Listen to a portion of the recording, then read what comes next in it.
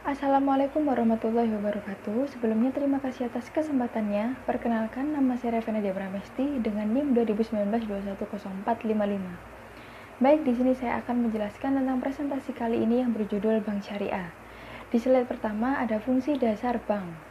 Selain sebagai penghimpun dan penyalur dana masyarakat, ia juga bertujuan untuk menunjang pelaksanaan pembangunan nasional dalam rangka meningkatkan pemerataan pembangunan dan hasil-hasilnya, pertumbuhan ekonomi dan stabilitas nasional, serta ke arah peningkatan taraf hidup. Menghimpun dana dari masyarakat melalui tabungan, deposito berjangka, giro, atau bentuk simpanan lainnya. Dengan menghimpun dana ini, bank menjamin keamanan uang masyarakat tersebut sekaligus memberikan bunga untuk dana tersebut. Setiap produk penyimpanan bank menawarkan bunga yang berbeda-beda. Seperti contohnya deposito memiliki bunga lebih tinggi dari tabungan, karena nasabah harus menyimpan uangnya untuk jangka waktu tertentu agar dapat menikmati bunga lebih tinggi. Sedangkan tabungan dapat ditarik kapanpun nasabah memerlukan uangnya. Setelah menghimpun dana dari masyarakat, bank akan menyalurkan dana ini kepada pihak-pihak yang membutuhkan melalui sistem kredit atau pinjaman. Kredit yang ditawarkan bank akan mengenakan bunga pada pinjaman. Produk kredit ini pun memiliki beberapa jenis, seperti kredit tanpa agunan atau bisa kita singkat dengan ATA, terus kredit pemilihan rumah, KPR, kredit mobil, atau jenis pinjaman lainnya. Dengan penyaluran dana tersebut, maka tujuan bank dalam pelaksanaan pembangunan nasional dapat terpenuhi. Masyarakat yang membutuhkan dana dapat menyejahterakan kehidupannya dan menghasilkan usaha yang mendukung pembangunan nasional. Fungsi bank syariah ada 4, yaitu yang pertama sebagai manajer atau agen investasi, lalu yang kedua ada sebagai lembaga kepercayaan dalam pengelolaan dana, lalu yang ketiga ada sebagai penyedia jasa keuangan dan lalu lintas pembayaran, lalu yang terakhir ada sebagai pelaksana kegiatan sosial. Slide selanjutnya yaitu menghimpun dana dari masyarakat dalam bentuk simpanan berupa tabungan atau yang dipersamakan dengan berdasarkan akad wadiah atau akad lainnya yang tidak bertentangan dengan prinsip syariah, dan investasi berupa deposito atau tabungan atau bentuk lainnya yang dipersamakan akad mudharabah atau akad lain yang tidak bertentangan dengan prinsip syariah. Lalu menghimpun dana untuk masyarakat, yaitu ada masyarakat umum, pengusaha, dan juga pengusaha jasa perbankan. Lalu di slide selanjutnya ada karakteristik yang mendasari. Yang pertama ada larangan riba, lalu yang kedua ada tidak dikenal konsep time value of money, lalu yang ketiga ada uang sebagai alat tukar bukan sebagai komoditas. Lalu selanjutnya tidak spekulatif, lalu harga tidak berbeda untuk satu barang dalam satu jenis transaksi, dan yang terakhir, dalam satu akad tidak boleh ada lebih dari satu transaksi untuk satu barang. Lalu di slide selanjutnya ada perbedaan mendasar antara bank syariah dengan bank konvensional, ada 4, yaitu yang pertama ada falsafah, lalu yang kedua ada operasional, lalu yang ketiga ada sosial, dan yang terakhir ada organisasi. Perbedaan bank syariah dan bank konvensional dari sisi atau aspek falsafah, yaitu bank syariah tidak berdasarkan bunga, spekulasi, ketidakjelasan, jika bank konvensional itu berdasarkan bunga. Lalu selanjutnya ada perbedaan bank syariah dan bank konvensional dari sisi atau aspek operasional, yaitu dana bank syariah yang diakui sebagai titipan, investasi penyaluran untuk usaha yang halal dan menguntungkan. Jika dana bank konvensional yang diakui sebagai simpanan harus dibayar bunganya penyaluran untuk sektor yang menguntungkan. Perbedaan bank syariah dan bank konvensional dari sisi atau aspek sosial, yaitu bank syariah dinyatakan eksplisit ada jaringan. Jika bank konvensional itu tidak diketahui dengan tegas.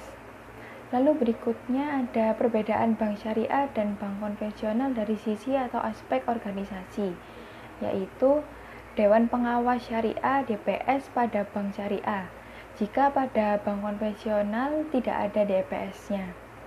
Baik, untuk slide selanjutnya akan dijelaskan oleh rekan saya. Terima kasih atas kesempatannya. Perkenalkan, nama saya Nurul Lutfia dengan NIM 2019-210482. Di sini saya akan melanjutkan presentasi dari rekan saya. Di sini saya akan menjelaskan tentang prinsip-prinsip operasional bank syariah. Yang pertama ada prinsip bagi hasil, musyarakah atau mudharabah. Yang kedua ada prinsip jual beli atau al-bai. Yang ketiga adalah prinsip sewa atau al-ijarah. Dan yang keempat adalah prinsip jasa-jasa atau jualah. Yang pertama adalah prinsip bagi hasil, yaitu musyarakah atau mudharabah. Di sini musyarakah ataupun mudharabah memiliki arti yang sedikit berbeda. Musyarakah sendiri merupakan akad kerjasama antara dua pihak atau lebih untuk melakukan usaha tertentu. Masing-masing pihak memberikan dana atau amal dengan kesepakatan bahwa keuntungan atau resiko akan ditanggung bersama sesuai dengan kesepakatan. Sedikit berbeda dengan musyarakah, mudharabah sendiri merupakan akad kerjasama antara dua pihak, di mana pihak pertama itu menyediakan seluruh modal dan pihak lain itu menjadi pengelola. Kemudian keuntungan dibagi menurut kesepakatan yang dituangkan dalam kontrak. Apabila rugi, maka akan ditanggung pemilik modal selama kerugian itu bukan akibat dari kelalaian si pengelola.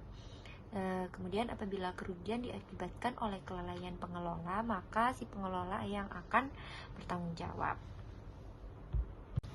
Kemudian prinsip yang kedua itu ada prinsip jual beli atau al-bai.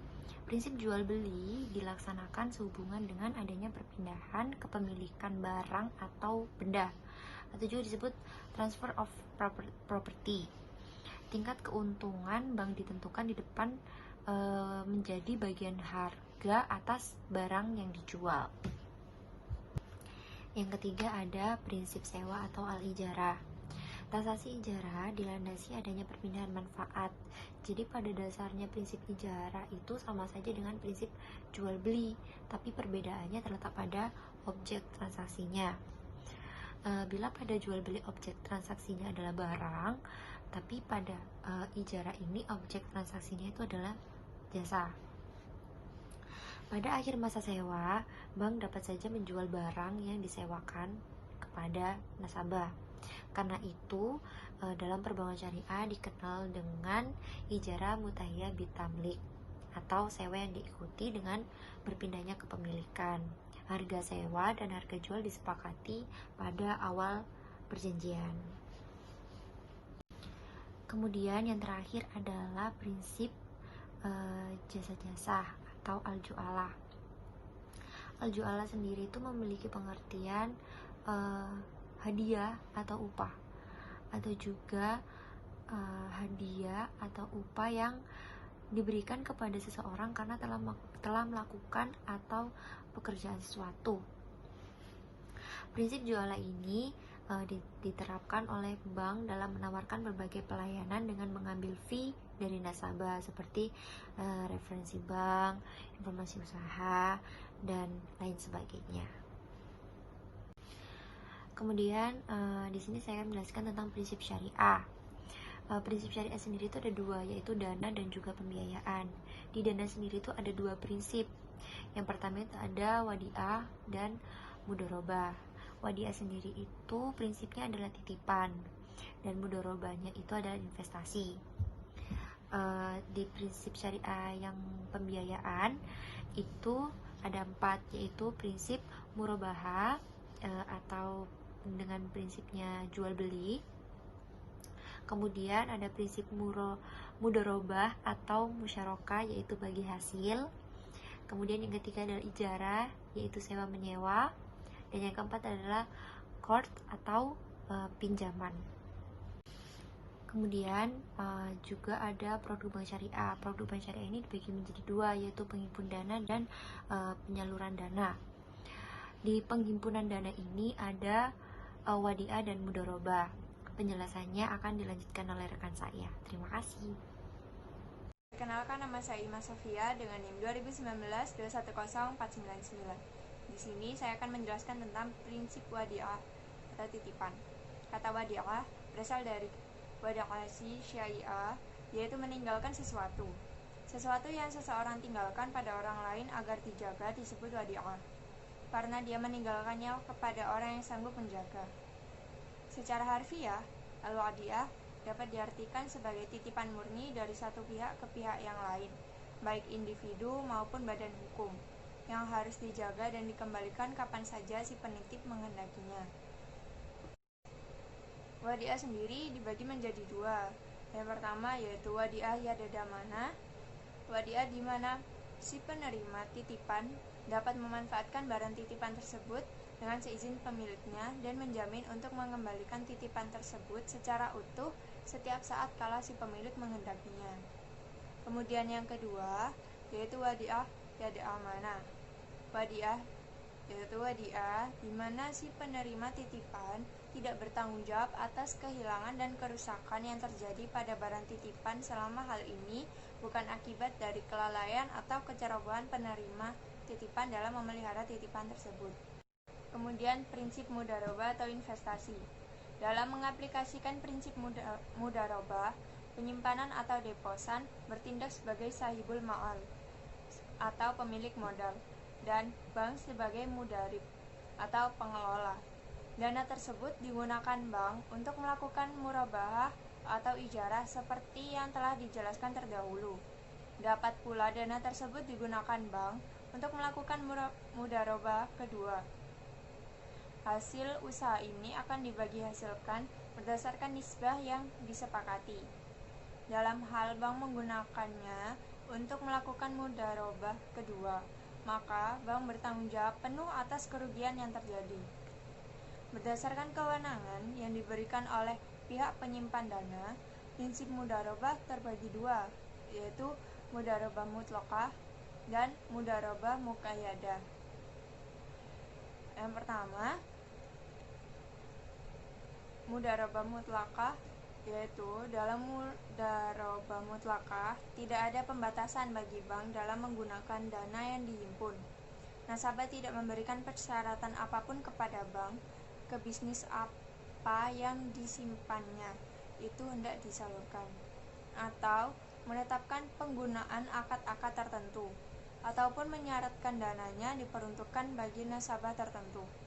Jadi, bank memiliki kebebasan penuh untuk menyalurkan dana uriah ini ke bisnis manapun yang diperkirakan menguntungkan. Dari penerapan mudharabah mutlaqah ini dikembangkan produk tabungan dan deposito, sehingga terdapat dua jenis penghimpunan dana, yaitu tabungan mudharabah dan tabungan mudharabah dana deposito dan dana deposito mudharabah. Yang kedua, mudharabah muqayyadah. Mudharabah muqayyadah on balance sheet. Jenis mudharabah ini merupakan simpanan khusus atau restricted investment di mana pemilik dana dapat menetapkan syarat-syarat tertentu yang harus dipatuhi oleh pihak bank. Misalnya, disyaratkan digunakan untuk bisnis tertentu, atau disyaratkan digunakan dengan akad tertentu, atau disyaratkan digunakan untuk nasabah tertentu. Adalah porsi bagi hasil antara pihak bank dan nasabah atas transaksi pendanaan dan pembiayaan dengan akad bagi hasil, yang besarnya sesuai dengan kesepakatan atau ketentuan yang telah ditetapkan di awal perjanjian dibuat. Secara singkatnya, nisbah merupakan rasio atau perbandingan yang ada di dalam dunia perbankan syariah, merupakan rasio pembagian keuntungan atau bagi hasil antara pemilik dana dengan pengelola dana.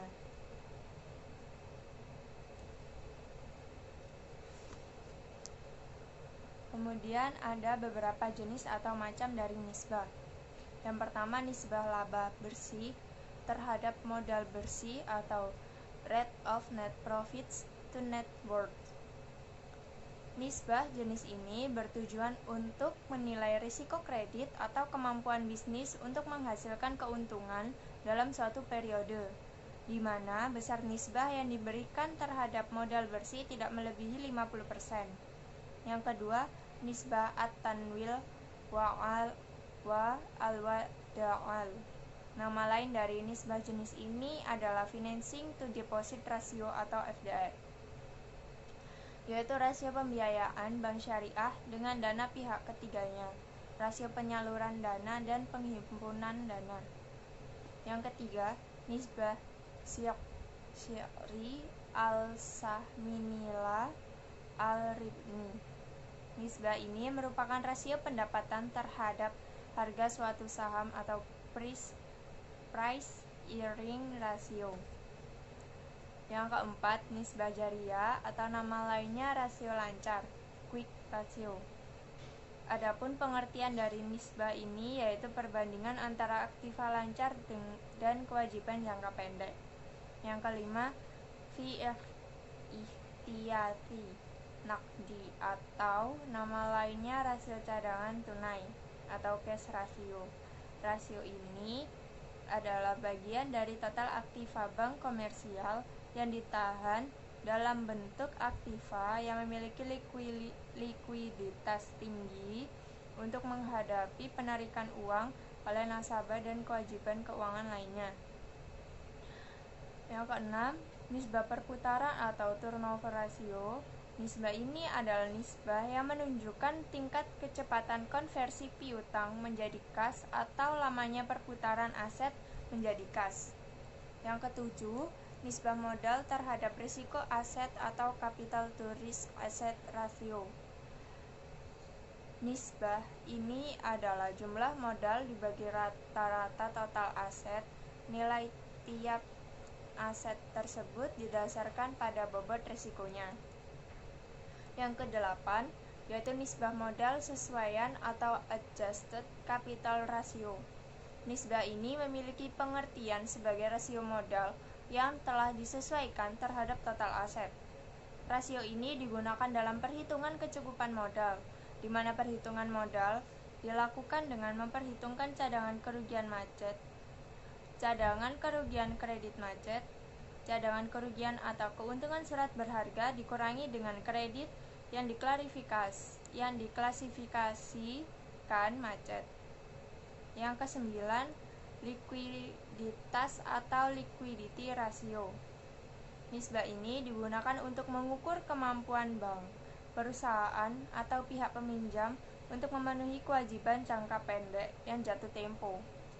Nisbah jenis ini dihitung dengan membagi aktiva lancar dengan utang lancar. Yang ke-10, nisbah terhadap modal atau return on equity. Nisbah ini adalah nisbah profitabilitas yang mengukur tingkat kemampuan modal dalam menghasilkan laba bersih. Yang ke-11, laba terhadap aktiva atau return on assets. Nisbah ini merupakan rasio atau nisbah utama untuk mengukur kemampuan dan efisiensi aktiva dalam menghasilkan laba. Dan bagaimana jika usaha rugi? Pertama, kerugian finansial adalah tanggungan sahib al-ma'al atau bank. Yang kedua, kerugian non-finansial adalah tanggungan mudharib atau nasabah. Yang ketiga, kerugian yang timbul karena kelalaian atau kesengajaan mudharib menjadi tanggung jawab mudharib. Terima kasih. Penyaluran dana adalah melalui musyarakah. Musyarakah sendiri adalah syikir atau syarikah atau serikat atau kongsi. Adalah bentuk umum dari usaha kemitraan yang di dalamnya terdapat bagi hasil, di mana dua pihak atau lebih menggabungkan modal atau tenaga dalam melakukan usaha dengan proporsi pembagian profit. Sesuai porsi tanggung jawab, keuntungan dibagi sesuai kesepakatan antara mitra dan kerugian akan dibagi menurut proporsi modal. Transaksi musyarakah dilandasi adanya keinginan para pihak yang bekerja sama untuk meningkatkan nilai aset yang dimiliki serta secara bersama-sama dengan memadukan seluruh sumber daya yang dimiliki. Penyaluran dana yang pertama melalui musyarakah atau adalah bentuk pembiayaan dengan skema bagi hasil, di mana bank menempatkan dana sebagai modal untuk melakukan bagi hasil. Selanjutnya, bank dan nasabah akan melakukan bagi hasil atas usaha nisbah yang disepakati pada jangka waktu tertentu. Dengan skema musyarakah, Anda dapat memanfaatkan pembiayaan untuk investasi atau modal kerja, baik jangka pendek maupun jangka panjang dengan fleksibilitas pembayaran. Fasilitas pembayaran ini dapat digunakan untuk membiayai suatu proyek maupun membiayai kebutuhan perdagangan barang, investasi, atau modal kerja usaha. Dalam skema pembiayaan ini, nasabah wajib menyerahkan laporan usaha, realisasi, atau pendapatan kepada bank untuk menentukan hasil atas usahanya tersebut. Prinsip-prinsip pembagian untung dan rugi dalam musyarakah. Keuntungan dibagi sesuai kesepakatan, sedangkan kerugian ditanggung berdasarkan porsi modal yang disetor. Nah, pernyataan ijab dan kabul dinyatakan oleh para pihak untuk menunjukkan kehendak mereka dalam mengadakan kontrak atau yang biasa disebut dengan akad. Pihak-pihak yang berkontrak harus berdasarkan hukum dan memperhatikan hal-hal berikut. Setiap mitra harus menyediakan dana atau pekerjaan. Setiap mitra memiliki hak untuk mengatur musyarakah dalam proses bisnis. Setiap mitra memberikan wewenang kepada mitra yang lain untuk mengelola aset dan masing-masing dianggap telah diberi wewenang untuk melakukan aktivitas masyarakat tersebut dengan memperhatikan kepentingan dari mitranya tanpa melakukan kelalaian yang disengaja. Seseorang mitra tidak diizinkan untuk mencarikan dana atau menginvestasikan dana untuk kepentingan sendiri tanpa kesepakatan mitra yang lain. Nah, objek akad adalah modal, kerja, keuntungan, dan kerugian. Tujuan dari akad sendiri ialah membangun usaha dan memperkerjakan dengan kemitraannya. Assalamualaikum warahmatullahi wabarakatuh. Perkenalkan, nama saya Julian Agung Mahendra dengan NIM 2019-210503. Di sini saya akan menjelaskan presentasi saya, yaitu mengenai mudharabah. Mudharabah adalah suatu perkongsian antara dua pihak, di mana pihak pertama atau pemilik modal mempercayakan sejumlah modal kepada pengelola atau pihak kedua, mudharib, dengan suatu perjanjian di awal. Keuntungan dibagikan sesuai dengan rasio bagi hasil yang telah disepakati bersama secara advance. Adalah pembiayaan mudharabah modal kerja, yaitu adalah pembiayaan di mana seluruh modal kerja yang dibutuhkan nasabah ditanggung oleh bank. Keuntungan yang diperoleh dibagi sesuai dengan nisbah yang disepakati.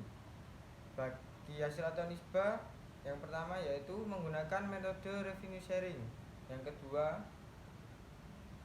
perhitungan bagi hasil berdasarkan kesepakatan bank dan nasabah sesuai proyeksi arus kas, cash flow, dan tingkat bagi hasil yang berlaku di pasar. Yang ketiga adalah biaya personal yang timbul dalam pengelolaan usaha menjadi beban nasabah. Yang selanjutnya adalah murabahah. Murabahah adalah menjual dengan harga ditambah dengan margin keuntungan yang telah disepakati. Murabahah dalam Islam pada dasarnya berarti penjualan. Satu hal yang membedakannya dengan cara penjualan yang lain adalah bahwa penjual dalam murabahah secara jelas memberitahu kepada pembeli berapa nilai pokok barang tersebut dan berapa besar keuntungan yang dibebankannya pada barang tersebut. Di bawahnya ada pembiayaan lainnya. Yang pertama ada istisna, adalah akad jual beli dalam bentuk pemesanan pembuatan barang tertentu dengan kriteria dan persyaratan tertentu yang disepakati antara pemesan dan penjual.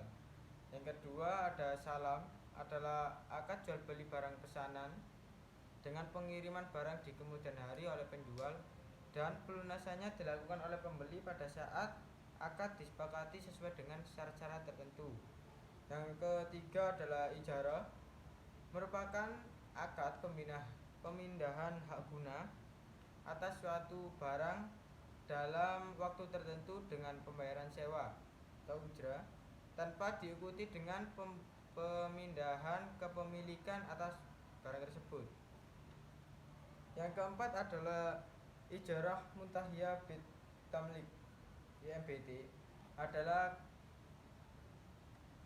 kepemilikan Suatu manfaat atau jasa berupa barang yang jelas dalam tempo waktu yang jelas diikuti dengan adanya pemberian kepemilikan suatu barang yang bersifat khusus dengan adanya ganti yang jelas.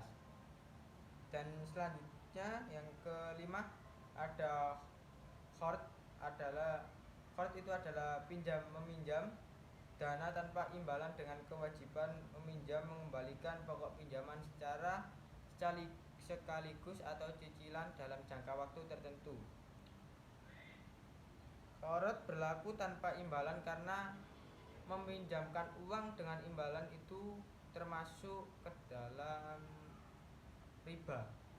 Dan yang terakhir adalah qardul hasan atau qard al-hasan, yaitu adalah konsep qard al-hasan dikategorikan dalam akad tatawiyah atau akad tolong-menolong dan bukan transaksi komersial.